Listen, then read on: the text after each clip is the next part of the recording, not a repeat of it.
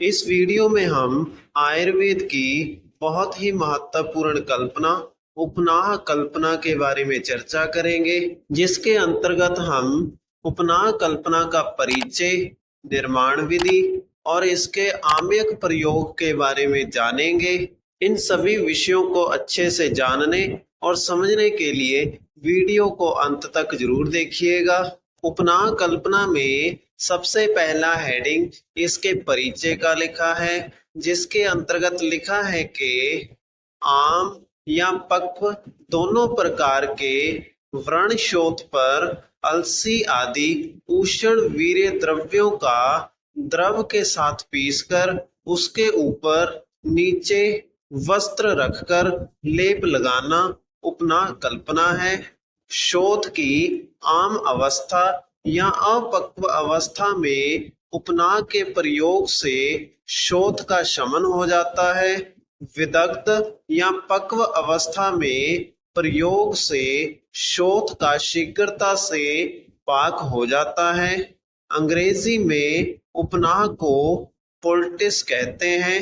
तो अब हम इस परिचय के अंतर्गत लिखी गई व्याख्या को समझ लेते हैं। ऐसे व्रण शोथ अर्थात ऐसे जख्म जो कि या तो पकी हुई अवस्था में हो या बिना पकी हुई अवस्था में हो, उन जख्मों के ऊपर अलसी आदि जैसे उष्ण वीर्य वाले द्रव्यों को किसी द्रव औषधि के साथ पीसकर लेप बनाकर लगाया जाता है।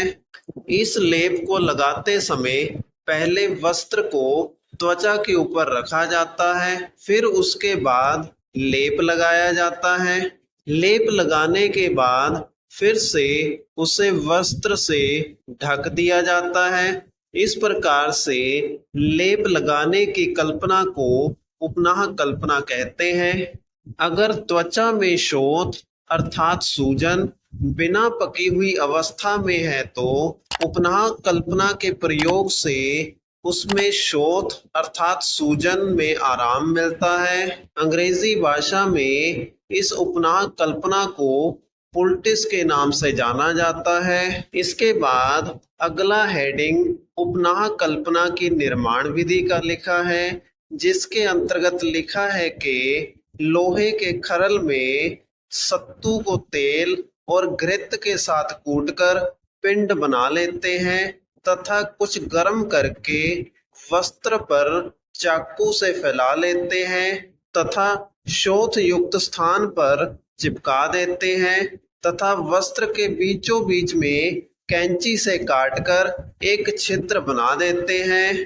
तो अब हम उपनाह कल्पना की निर्माण विधि की व्याख्या को समझ लेते हैं। सबसे पहले एक लोहे के खरल में सत्तू को तेल और घी के साथ मिलाकर कूटकर पिंड बना लिया जाता है। फिर इस पिंड को हल्का सा गर्म करके वस्त्र के ऊपर चाकू से पतली परत में फैला दिया जाता है और इसके बाद इस लेप वाले वस्त्र को सूजन वाली स्थान पर चिपका दिया जाता है। इसमें वस्त्र का वह हिस्सा छिद्र के रूप में कैंची से काट दिया जाता है जो कि सूजन वाली जगह पर चिपकाया जाना है, ताकि उपनाह कल्पना में औषधि अच्छे प्रकार से त्वचा के ऊपर लग सके। इसके बाद अगला हेडिंग उपनाह कल्पना के आम्यक प्रयोग का लिखा है, जिसके अंतर्गत लिखा है कि व्रण शोथ में उपयोगी अर्थात उपनाह कल्पना का प्रयोग त्वचा पर होने वाले जख्मों में किया जाता है। इसी के साथ आज की इस वीडियो का विषय यहीं पर समाप्त होता है।